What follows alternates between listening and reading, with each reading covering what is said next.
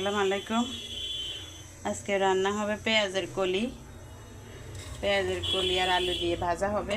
এই যে এখন এখানে সরিষার তেল দিয়ে দিছি, পেঁয়াজ কুচি।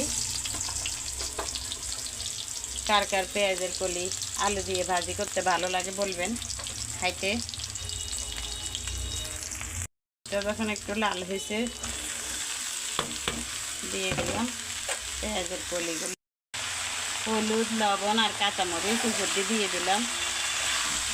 পেঁয়াজের কলি ভাজা হয়ে যাচ্ছে। কার কার পেঁয়াজের কলি খাইতে ভালো লাগে আলু দিয়ে বলবেন।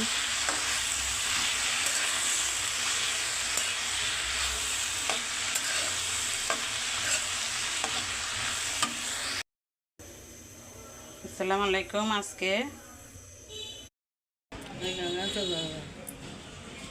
আসসালামু আলাইকুম।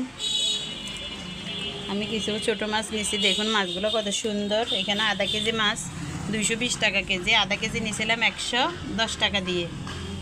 মাছগুলো দেখে অনেক ভালো লাগছে। আমার শাশুড়ি আম্মা আসছে, ভাবছি এই ছোটো মাছগুলো রান্না করে খাবো আর ওনাকেও খাওয়াবো।